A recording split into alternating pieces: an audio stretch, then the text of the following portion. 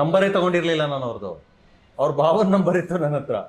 But ನನ್ನ ಮನ್ಸಲ್ಲಿ ನನಗೆ ಗೊತ್ತಿತ್ತು ಆ ಹುಡುಗಿನೇ ನನಗೆ ಸಿಗೋದು ಅಂತ. ಸೀರಿಯಸ್ಲಿ ಐಮ್ ಟೆಲಿಂಗ್ ಯು, ನಾನು ಅನ್ಕೊಂಡಿದ್ದೆ ಆ ಹುಡುಗಿ ನನಗೆ ಸಿಗ್ತಾಳೆ ಅಂತ. ಹೆಂಗೆ? ಯಾಕೆ ಅಂತಂದ್ರೆ ಐ ವಾಸ್ ಲೈಕ್, ನಾನು ಅವಳ ಹತ್ರ ಮಾತಾಡಿದಾಗ ಅವಳಿಗೂ ನಾನು ಇಷ್ಟ ಆಗಿದ್ದೀನಿ ಅಂತ ನನಗೆ ಅವತ್ತೇ ಅರ್ಥ ಆಯಿತು. ಅವಳಿಗೆ ಇಷ್ಟ ಆಗಿದ್ದೀನಿ, ಒಬ್ವಿಯಸ್ಲಿ ಅವಳು ವೆಯ್ಟ್ ಮಾಡ್ತಿರ್ತಾಳೆ. ಒಂದು ಪ್ರಯತ್ನ ಯಾಕೆ ಮಾಡಬಾರ್ದು ಅಂತ ಅವರ ಭಾವ ಕಿರಣ್ ಅಂತ ಅವ್ರಿಗೆ ಕಾಲ್ ಮಾಡಿದೆ. ನಿಮ್ಮ ಏನು ಮಿಸ್ಸಸ್ ಅವ್ರ ತಂಗಿ ಇದ್ದಾರಲ್ಲ ಅವ್ರು, ನಾದಿನಿ, ಮ್ಯಾರೇಜ್ ಆಗೋಯ್ತಾ ಅಂತ. ಇಲ್ಲ ಆ್ಯಕ್ಚುಲಿ ನೋಡಿದ್ದೀವಿ, ಏನಾಯಿತು ಏನು? ಇಲ್ಲ actually I thought of like ನಮ್ಮ ಫ್ಯಾಮಿಲಿ ಎಲ್ಲ ಕರ್ಕೊಂಬರೋಣ. ಲಾಸ್ಟ್ ಟೈಮ್ ನಾನು ಒಬ್ಬನೇ ಬಂದಿದ್ದೆ, ಈ ಸಲ ಫ್ಯಾಮಿಲಿ ಎಲ್ಲ ಕರ್ಕೊಂಬಂದು. They understood, okay fine, may be ಹುಡುಗನಿಗೆ ಇಷ್ಟ ಆಗಿದೆ, ಫೈನ್ ನೋಡೋಣ, ಓಕೆ.